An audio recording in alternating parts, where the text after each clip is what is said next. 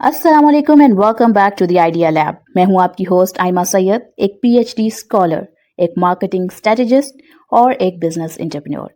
अब तक idea lab ने आपके लिए क्या किया है? आइडिया लैब आपके लिए ऐसे बिजनेस आइडियाज लाया जिनमें आप सीख सकते हैं कि 3,000 से 10,000 रुपए में कारोबार कैसे शुरू होता है, चीजें कहां से लेते हैं, क्लाइंट्स को कैसे पहुंचाते हैं। इसके ऊपर पूरी playlist free of cost available है चैनल पर। इसके अलावा हम ये देखते हैं कि जो companies internationally million, billion and trillion rupees कमाती हैं, वो किस प्रोडक्ट और सर्विस से कमाती हैं और आप उसे स्मॉल स्केल लेवल पर कैसे शुरू कर सकते हैं। आपकी इन्वेस्टमेंट आपके पैसिव अर्निंग का जरिया कैसे बनती है।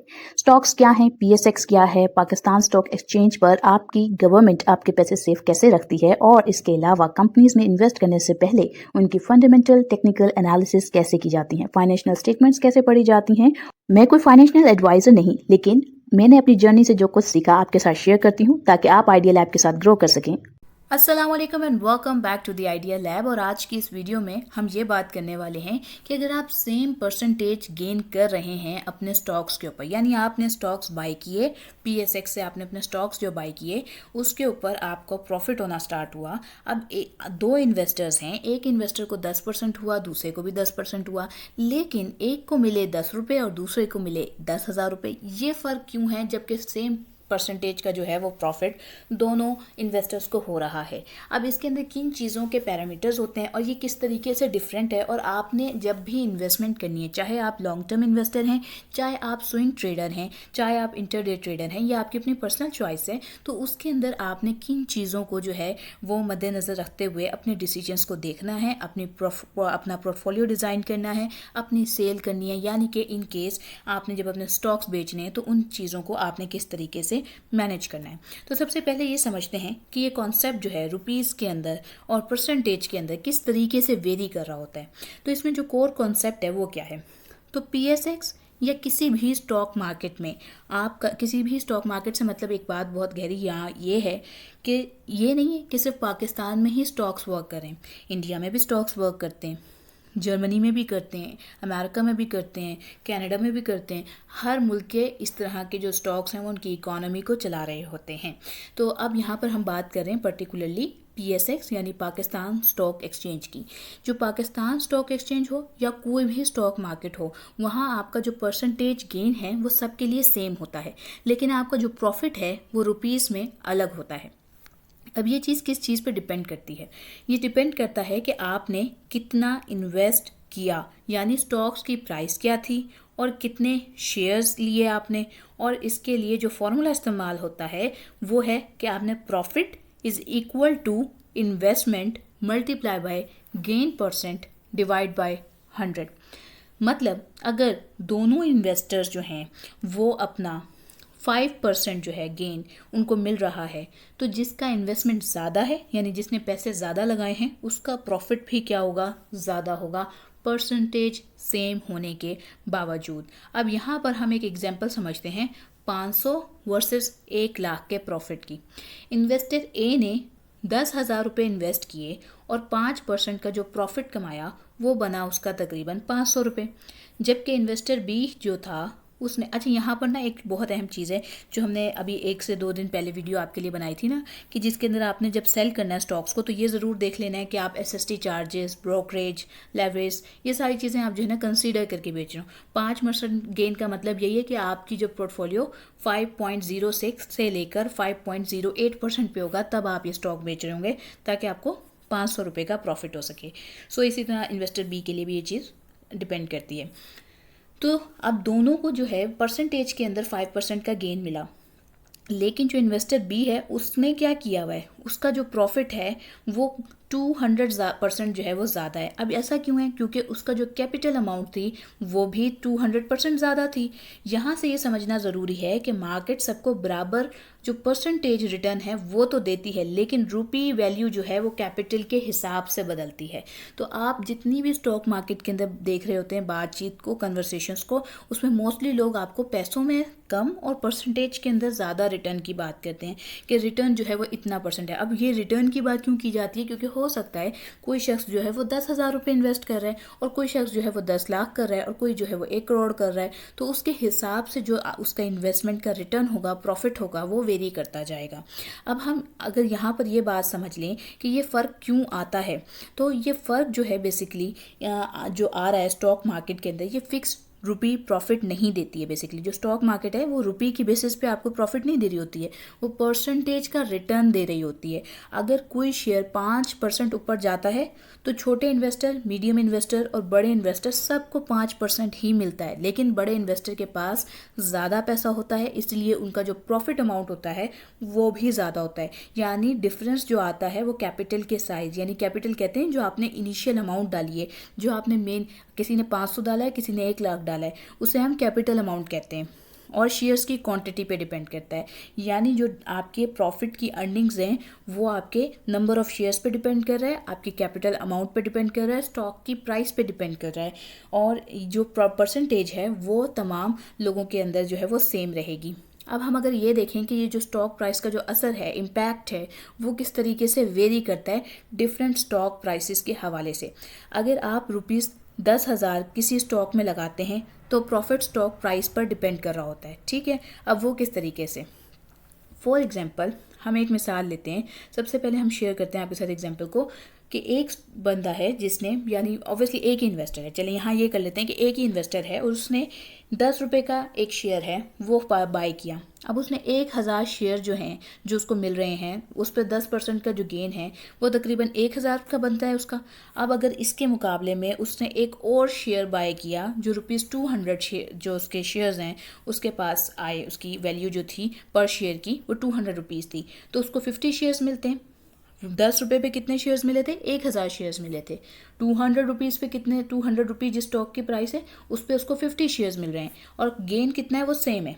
10 रुपये वाले शेयर पे भी उसको 10% गेन मिल रहा था, 200 रुपये वाले शेयर की प्राइस पर भी उसको 10% गेन मिल रहा है, और अब जो उसका प्रॉफिट है वो यहाँ पर 1,000 रुपये प्रॉफिट बना।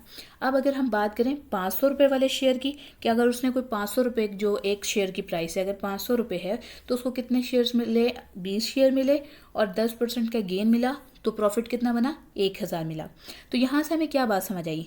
देखा जाए तो स्टॉक प्राइस चाहे 10 रुपये हो या ₹500 हो, अगर परसेंटेज सेम है तो टोटल प्रॉफिट भी सेम आता है। फ़र्क सिर्फ आपकी जो शेयर की मूवमेंट है और जो शेयर की क्वांटिटी है उसमें होता है, लेकिन फाइनल रुपी प्रॉफिट जो होता है वो बराबर हो जाता है। यानी अगर किसी ने 10 रुपये वाला शेयर 1,000 की बजाय, मतलब ऑब्वियसली अब आप देखें ना कि अगर उसने 200 रुपये का कोई शेयर था तो उसकी प्राइस ज़्यादा थी, उसकी वजह से उसके पास जो बजट था वो टाइट हो गया। लेकिन अगर वही 10 रुपये वाले में कर रहा होता तो वो ऑब्वियसली उसके ज़्यादा नंबर ऑफ़ शेयर्स बाय करता, तब ये जो परसेंटेज गेन होता वो 10% भी होता, तो नंबर ऑफ़ शेयर्स अगर बढ़ जाते तो उसकी वजह से क्या होता, जो प्रॉफिट की अमाउंट है वो चेंज हो जाती। तो ये इस तरीके से चीज़ें वेरी कर रही हैं। अब इट डजंट मीन कि आप जो है वो 10 रुपये वाले शेयर्स खरीदना शुरू कर दें। आपने कंपनीज़ के फंडामेंटल एनालिसिस करने होते हैं, उसके टेक्निकल एनालिसिस करने होते हैं। कंपनी की फंडामेंटल एनालिसिस में आपने उसकी फाइनेंशियल रिपोर्ट्स को, उसके बिजनेस को पढ़ना होता है। ये देखना होता है कि वो शरिया कॉम्प्लाइंट है या नहीं है, उसकी क्या पास हिस्ट्री रही है उस कंपनी की, और इन तमाम चीज़ों को देखकर ही आपने उसमें इन्वेस्ट करना होता है। तो इन तमाम चीज़ों के बगैर आपको इन्वेस्ट करना भी नहीं चाहिए। तो जो अब हम यहाँ पर इस बात को समझ पा रहे हैं कि जो डिफरेंस आता है वो नंबर ऑफ़ शेयर्स, मूवमेंट पर शेयर, और जो है प्रॉफिट, अगर कह लें कि शेयर्स का जो परसेंटेज है अगर वो सेम रहे, और कह लें कि जो शेयर्स हैं उसके हिसाब से ये चीज़ें आपके पास एक पूरी पिक्चर जो है वो क्लियर हो चुकी होगी। अब हम इसको एक स्मॉल इन्वेस्टर और एक बिग इन्वेस्टर के हवाले से कोरिलेट करके देखते हैं। अगर प्रॉफिट रेट जो है वो 10% है और कैपिटल अमाउंट जो है वो 5,000 है तो प्रॉफिट 500, अगर कैपिटल अमाउंट 10,000 है तो प्रॉफिट 1,000, 25,000 है कैपिटल तो 2,500 प्रॉफिट। हमने यहाँ पर प्रॉफिट रेट जो है वो 10% किया हुआ है। तो इसी तरीके से ये जितना कैपिटल होगा उसके हिसाब से प्रॉफिट वेरी करता जाएगा। तो अब यानी हमें एक बात क्लियर हो गई है कि जितना बड़ा कैपिटल होता है परसेंटेज आप सेम रख लें तो रिटर्न जो है वो उतना बड़ा हो जाता है। यानी परसेंटेज गेन सेम होने के बावजूद जो रुपी है उसका जो प्रॉफिट कैपिटल के साइज के साथ साथ बढ़ रहा होता है। यही रीज़न है कि जो बड़े इन्वेस्टर्स होते हैं वो अपने पैसे को क्या करते हैं, वो कंपाउंड करते हैं और छोटे गेन्स को भी बड़े रिटर्न्स में बदलते रहते हैं। यानी अब अगर किसी पर्सन ने ऐसे स्टॉक में इन्वेस्ट किया है जिस पे उसको 1 रुपया मिल रहा है, बेसिकली 1% मिल रहा है, और अगर उसने कह लें कि एक ही शेयर खरीदा है तो वो 1% कितना हुआ उसके लिए, वो अगर एक शेयर 1% मतलब 1 रुपया के करीब, ठीक हो गया। इसी तरह एक बंदे ने 1 लाख किया है तो अब वो 1 रुपये के ऊपर प्रॉफिट 1 लाख रुपए। तो ये इस तरीके से कैपिटल अमाउंट और प्रॉफिट जो है वो आपस में को रिलेट करते जाते हैं। अब अगर हम इसमें कंपाउंडिंग पावर को देखें तो अगर इन्वेस्टर ए की एग्जांपल लें कि उसने 10,000 रुपये इन्वेस्ट किए, इन्वेस्टर बी ने जो है वो तकरीबन 10 लाख रुपए इन्वेस्ट किए और दोनों जो हैं वो 10% एनुअल रिटर्न उनको मिल रहा है। तो पहला जो साल के बाद जो ए वाला इन्वेस्टर है उसने तकरीबन वो पहुंच जाएगा तकरीबन 11,000 रुपये के ऊपर, और जो बी वाला है वो तकरीबन 11 लाख के ऊपर। सो ये हमारे पास एक डिफरेंस है जो बनता है। दोनों दूसरे साल के अंदर अगर देखें इनका तो दूसरे साल के बाद वो तकरीबन इन्वेस्टर ए जो है वो 12,100 पे होगा, जो इन्वेस्टर बी होगा वो तकरीबन 12,10,000 के ऊपर होगा। अब दोनों का जो रिटर्न है वो सेम है 10%, लेकिन जो रुपी का गैप है वो साल के हिसाब से बढ़ता जा रहा है। यही कंपाउंडिंग का मैजिक होता है। बड़े कैपिटल से कंपाउंडिंग का जो असर है वो ज़्यादा होना शुरू हो जाता है। अब इसमें बहुत सारे लोगों का सवाल ये होगा कि हमारे पास जब इतने पैसे हैं ही नहीं तो हम इतने सारे पैसे इन्वेस्ट कहाँ से करेंगे। तो देखें, आपके पास जितना है आपने उसके हिसाब से इन्वेस्ट करना है।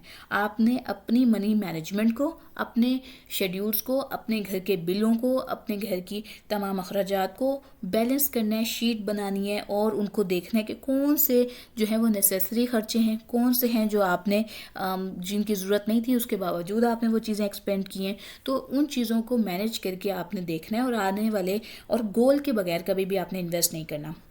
जब भी आपने स्टॉक मार्केट में इन्वेस्ट करना है आपको ये पता होना चाहिए कि आप स्टॉक मार्केट में इन्वेस्ट कर क्यों रहे हैं।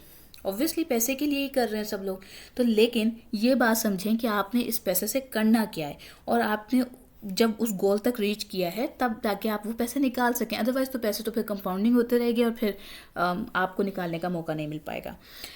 और अगर हम बात करें ब्रोकरेज और टैक्स का असर इसके ऊपर, तो अगर आपने 50,000 में शेयर्स लिए और ₹55,000 पर बेचे तो ग्रॉस प्रॉफिट आपका 5,000 हुआ। अब ब्रोकरेज 0.2% हम मान लेते हैं और कैपिटल गेन तकरीबन 15% लगता है। तो जो ब्रोकरेज बना आपका, बाय ब्रोकरेज बना वो 100 रुपये बना और सेल ब्रोकरेज जो बना वो 110 रुपीज़ बना। जो टैक्स बना आपका वो तकरीबन 714 रुपये बना। तो जो आपका नेट प्रॉफिट मिला वो तकरीबन 4,044 रुपीज़ जो है तकरीबन वो बचा। यानी 10% ग्रोस गेन के बाद जो आपका नेट गेन बना वो तकरीबन 8% के करीब बना। इसलिए हमेशा टैक्स और ब्रोकरेज के बाद ही आपने अपना जो नेट रिटर्न है उसको कैलकुलेट करना है। और ये कैसे करना है, ये सारी चीज़ें हमने डिटेल में तकरीबन 2 दिन पहले शेयर की हुई हैं। अब अगर हम बात करें ये हमने पूरी एग्जांपल शेयर कर लिया आपके साथ कि इसके अंदर हमारा किस तरीके से ये पूरा रिटर्न का जो मेथड है वो वर्क करता है। अब हम इसकी एक थोड़ी सी ना प्रैक्टिकल अगर इंटरप्रिटेशन की बात करें कि अगर आप 5% अर्न कर रहे हैं तो एक्चुअल में आप 4% कर रहे होते हैं। अगर आप 10 कर रहे हैं तो तकरीबन 8 से 8.5 जो है वो आपके पास आ रहा है। अगर आपने 20% अर्न किया तो आप अप्रॉक्सीमेटली 17 के अराउंड पे आपके पास जो आपकी कह लें कि अकाउंट में आ रहे हैं ना वो 17% है, क्योंकि इसमें टैक्स, ब्रोकरेज और ये सारी चीज़ें जो हैं वो डिडक्ट हो रही हैं, CDC चार्जेस एंड एवरीथिंग। बेशक ज़्यादा नहीं लग रहे होते हैं लेकिन ये थोड़े थोड़े मिलकर भी बहुत बड़ी अमाउंट्स में बन जाते हैं। अब इन्वेस्टर का जो माइंडसेट है उसका क्या फ़र्क होता है। बिगिनर सोचते हैं कि बस मैं ₹500 जो है ना मुझे मिल जाएँ, और लेकिन जो प्रो इन्वेस्टर्स होते हैं ना वो क्या सोच रहे होते हैं, वो ये सोच होते हैं कि 5% अर्न किया जाए। ठीक है, एक शख्स है जो रुपीज़ में सोच रहा है और दूसरा पर्सन जो है वो परसेंटेज में सोच रहा है। अगर ये हर महीने रिपीट होता हो तो साल भर में तकरीबन ये 60% बन जाता है। यानी परसेंटेज परफॉर्मेंस सबसे ज़्यादा इंपॉर्टेंस रखती है। ये उनके लिए जो स्विंग ट्रेड कर रहे होते हैं। रुपी वैल्यू सेकेंडरी है लेकिन आपको परसेंटेज को भी कंसीडर करके चलना होता है। मार्केट में आपका फोकस हमेशा परसेंटेज कंसिस्टेंसी पर होना चाहिए और उसके हिसाब से आपको, अब जो लोग बिल्कुल स्मॉल इन्वेस्टर्स हैं जो हर महीने 10,000 20,000 रुपये इन्वेस्ट कर रहे हैं, इवन 10,000 से लेके इस वक्त पाकिस्तानी जो कह लें कि इन्फ्लेशन को और सब चीज़ों को जहन में रखते हुए जो लोग 10,000 से लेकर 50,000 रुपये तक मंथली इन्वेस्ट करें, आप उनको एक स्मॉल इन्वेस्टर या एक मीडियम इन्वेस्टर की कैटेगरी, मीडियम तो नहीं स्मॉल इन्वेस्टर की कैटेगरी में आप अगर रखते हैं, तो उनको क्या करना पड़ेगा कि उनको पहले 2-3 साल कंटिन्यूसली जो अपना डिविडेंड है, जो उससे आने वाले रिटर्न्स हैं, उसको कंपाउंडिंग में डालना होगा, यानी उसे दोबारा री इन्वेस्ट करना होगा प्योरिफिकेशन करने के बाद। तो अब जब आप ये काम करते रहेंगे तो अल्टीमेटली एक स्टेज के बाद आपके पास जो अमाउंट बन जाएगी वो एक मीडियम, आप अगर एक स्मॉल इन्वेस्टर थे तो आप 3 साल बाद तकरीबन एक मीडियम कैटेगरी में आ जाएंगे। अगर आप एक मीडियम थे तो आप एक बिग इन्वेस्टर में होंगे, अगर आप एक बिग इन्वेस्टर में होंगे तो फिर आप अल्टीमेटली एक शार्क की कैटेगरी में जाना शुरू हो जाएंगे। सो इस तरीके से आपको जो है अपने माइंडसेट के अकॉर्डिंगली कंपाउंडिंग को करना ज़रूरी होगा, ताकि आप उसको विद टाइम जो है उस मनी को डबल ट्रिपल की तरफ ले जा सकें। तो जो ये बात आप सुनते हैं कि स्टॉक मार्केट के अंदर जो पैसे होते हैं वो डबल हो जाते हैं, ट्रिपल हो जाते हैं, तो वो ऐसा नहीं है कि बैठे बैठे हो जाते हैं। उसके लिए स्ट्रैटेजीज़ को आपको लगाना होगा, आपको पैसों को कंपाउंडिंग में रखना होगा, आपको उसके लिए जो है इन बाय करते वक्त, सेल करते वक्त इन तमाम चीज़ों को सोचना पड़ेगा आपको। अगर आज की इस वीडियो के हवाले से मैं एक पूरा समराइज़ करूं तो वो यही होगा कि अगर आपने 5% गेन किया है ₹10,000 रुपये के ऊपर, तो वो 500 है रुपये है, और अगर आपने वही 5% गेन किया है तकरीबन 20 लाख रुपए के ऊपर, तो वो तकरीबन 1 लाख है। लो प्राइस यानी कि 10 रुपये पे अगर आपने किया है, और हाई प्राइस यानी अगर 500 रुपये पे किया है, और तो सेम जो रुपी प्रॉफिट है वो आपको सेम परसेंटेज पे मिल जाता है। अगर आपका कैपिटल बड़ा है तो आपका प्रॉफिट भी बड़ा है, और आपने ब्रोकरेज, टैक्स रिडक्शंस, इन तमाम चीज़ों को अपने जहन में रख के चलना है, और आपने परसेंटेज गेन को सोच के चलना है, रुपी प्रॉफिट को देख के चलना है, और अपने पैसों को at the and re invest करें, ताकि आप कंपाउंडिंग के थ्रू जो रुपी का रिटर्न है उसको बढ़ा सकें। जब आपकी कंपाउंडिंग होगी तो अल्टीमेटली आप एक स्टेज में, जहाँ पहले 500 रुपये कमाने वाली स्टेज में थे, तो वहाँ से आप 1 लाख और फिर 10 लाख रुपए तक आप अपने कुछ सालों में पहुँच पाएंगे। तो उम्मीद करती हूँ आपको आज की वीडियो समझ आई होगी, आपने इसके कॉन्सेप्ट को पसंद किया होगा, आपने वीडियो को लाइक किया होगा, शेयर किया होगा, कमेंट किया होगा। मुझे दुआओं में याद रखिएगा। इंशाअल्लाह ताला फिर एक अच्छी वीडियो के साथ मुलाकात होगी। आज के लिए मैं लेती हूँ अलविदा। अस्सलाम वालेकुम।